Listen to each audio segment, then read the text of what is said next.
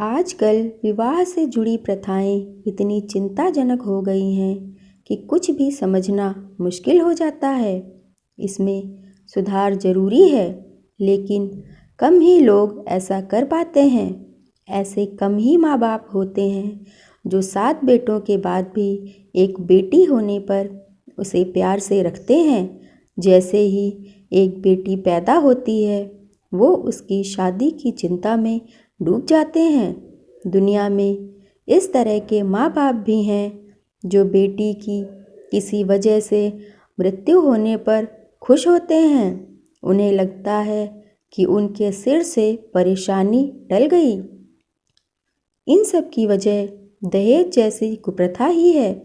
दहेज की रकम दिन ब दिन इतनी बढ़ती जा रही है कि लोग लड़की के विवाह के नाम से ही घबराने लगे हैं। पता नहीं कब ये सब खत्म होगा। बेटे जितने भी क्यों न हों, उन्हें भार नहीं लगता है। उनकी शादी नहीं भी करेंगे तो वो कह देंगे कि बेटी कमाओ और खाओ, फिर मन होने पर शादी कर लेना। बेटे का चरित्र खराब भी हो तो भी उसे गलत नहीं समझा जाता, लेकिन बेटी का विवाह करवाना जरूरी है। ऐसा नहीं किया और कुछ गलत घटना उसके साथ घट गई तो समस्या हो जाएगी। अगर इस बात को सबसे छुपा लिया तो कोई दिक्कत नहीं, अगर नहीं छिपा पाए तब पूरे समाज में नाक कट जाती है। समाज में ऐसा अपमान होता है जिसका कोई ठिकाना नहीं। पूरा परिवार किसी को मुंह दिखाने के काबिल नहीं रहता है। दुख की बात यह है, जिन माँ बाप को अपनी बेटी की शादी में दहेज के कारण लाखों परेशानी झेलनी पड़ती है, वो अपने बेटे के विवाह के समय इन सब को भूल जाते हैं। वे अपने बेटे की शादी के लिए दहेज लेना बिल्कुल नहीं भूलते। उन्हें लड़की के परिवार वालों से बिल्कुल भी सहानुभूति नहीं होती, बल्कि वो अपनी बेटी के शादी में दिए गए दहेज को भी मिलाकर बेटे की शादी में लेने की कोशिश करते हैं। इस दहेज की चिंता के कारण ही कितने माँ बाप अपनी बेटी का विवाह बूढ़ों से कर देते हैं ताकि उनका पीछा छूटे, और कुछ तो बेटियों को विवाह के नाम में कुछ पैसे लेकर किसी के घर भेज देते हैं। गुलजारी लाल भी एक ऐसे ही पिता थे जिन्हें अपनी बेटी की शादी की चिंता खाए जा रही थी। यूँ तो उनकी आर्थिक स्थिति ठीक थी और वो महीने में 200 से 250 रुपये आसानी से कमा लेते हैं। 2 बेटे भी थे जिन्हें पालना था। ऊपर से बेटी के बड़े होने की टेंशन अलग। बेटी की शादी करने के लिए अच्छा घर भी चाहिए। होते होते एक दिन गुलजारी लाल को एक पढ़ा लिखा योग्य लड़का मिला। उसके पिता आबकारी विभाग में नौकरी करते थे। इन सब के बारे में गुलजारी लाल ने अपनी पत्नी से बात की। फिर उसने कहा कि परेशानी बस ये है, लड़का शादी नहीं करना चाहता है। उसके पिता ने उसे बहुत समझाया, लेकिन वो किसी की नहीं सुनता। उसने कहा है कि वो जीवन में कभी शादी नहीं करना चाहता। समझ नहीं आ रहा है कि वो शादी से इतनी नफरत क्यों करता है। गुलजारी लाल की पत्नी ने कहा कि एक दिन उसे बुलाकर अकेले में बात कर लो। उसने पत्नी को बुलाया था।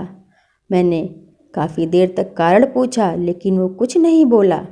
मैंने रोते हुए आखिर में पूछा तो वो वहाँ से चला गया। वह भुनभुनाते हुए बोलने लगी कि बेटी की वजह से पता नहीं क्या सब दिन देखना पड़ेगा। गुलजारी जी बोले, नहीं, इस ज़माने के लड़के होते ही ऐसे हैं। पढ़ लिख कर उन्हें पता नहीं क्या हो जाता है कि वो ज़िंदगी भर अविवाहित रहना चाहते हैं। वो आज़ाद अकेले ही रहना चाहते हैं, इसी में अपनी खुशी समझते हैं। पत्नी बोली, बात बिल्कुल सही है। अगर तुमने शादी न की होती तो ये सारी चिंताएं न होती, हम सब खुश होते। कुछ वक्त गुजरने के बाद गुलजारी लाल को विवाह के लिए मना करने वाले लड़के की तरफ से एक पत्र आया। उसमें लिखा था, अंकल प्रणाम, मैं आपको ये खत काफ़ी दुविधा में लिख रहा हूँ। आपके द्वारा मेरे घर रिश्ता लाने के बाद से ही माता पिता मुझ पर शादी का खूब दबाव बना रहे हैं।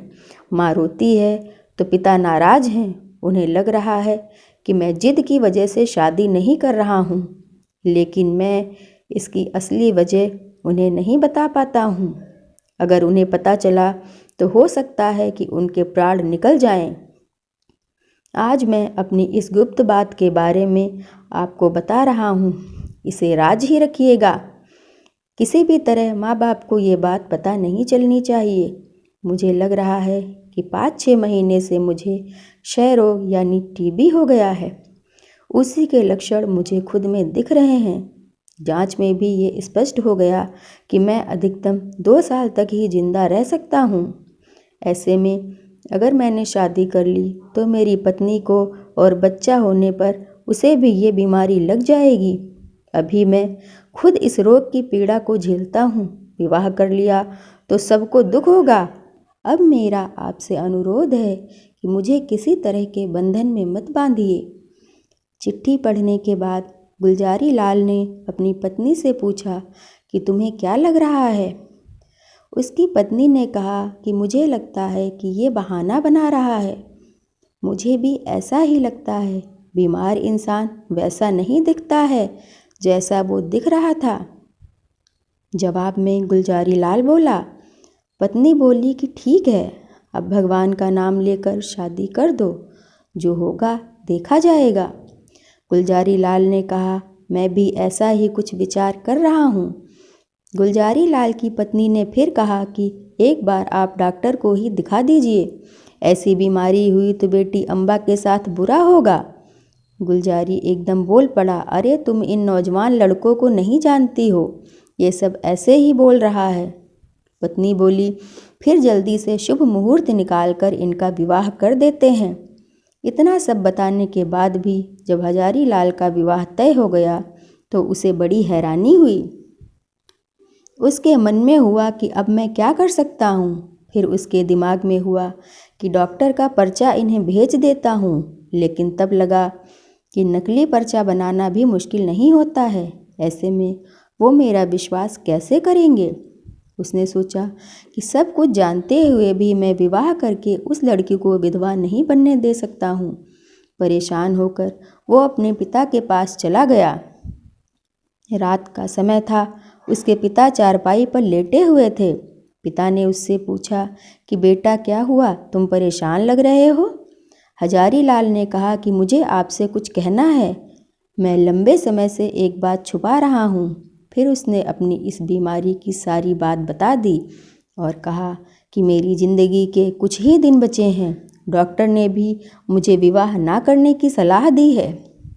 हजारी लाल के पिता दरबारी लाल ने अपने बेटे की ओर कुछ चौंक कर देखा। फिर कहा कि बेटा, इस स्थिति में तो शादी करना और ज़रूरी है। भगवान न करे कि तुम्हें कुछ हो जाए, लेकिन विवाह के बाद तुम्हारा बच्चा तो हमारे पास रहेगा। उसका मुंह देखकर ही हम जिंदा रह लेंगे। डॉक्टर सब कुछ नहीं जानते हैं, क्या पता तुम्हें स्वस्थ बच्चा हो। हजारी लाल के पास इन सारी बातों का कोई जवाब नहीं था। वो चुपचाप अपने कमरे में आकर लेट गया। 3 दिन बीत गए, लेकिन वो कुछ नहीं कर सका और बारात की तैयारी होने लगी। उसके मन में हुआ कि कैसे माता पिता हैं जो अपनी बेटी को ही इस तरह के रिश्ते में बांध रहे हैं। मेरे माँ बाप भी ऐसे ही हैं। उस बेचारी लड़की का क्या दोष है। यह सब सोचकर हजारी लाल उठा और चुपचाप कहीं चला गया। उस दिन के बाद से किसी ने दोबारा हजारी लाल को नहीं देखा। उसे ढूंढने के लिए उसके माता पिता ने क्या कुछ नहीं किया। पुलिस को उसका चित्र दिया, आसपास के कुएं में देखा और अखबारों में विज्ञापन निकाल दिया। कुछ हफ्ते बीतने के बाद रेलवे के पास से कुछ हड्डियां पड़ी मिलीं। सबको लगा कि हजारी लाल ने रेल के नीचे आकर अपनी जान दे दी है, लेकिन यह स्पष्ट नहीं था कि वो हड्डियां किसकी हैं। वक्त गुजरा और तीज आया। अम्बा ने भी अपने पति के लिए व्रत रखा हुआ था। तभी अम्बा के पति ने आकर कहा कि तुम्हारे लिए मुंशी दरबारी लाल के यहाँ से तीज का तोहफा आया है। फिर उसके पति ने पूछा, ये तुम्हारे कौन हुए?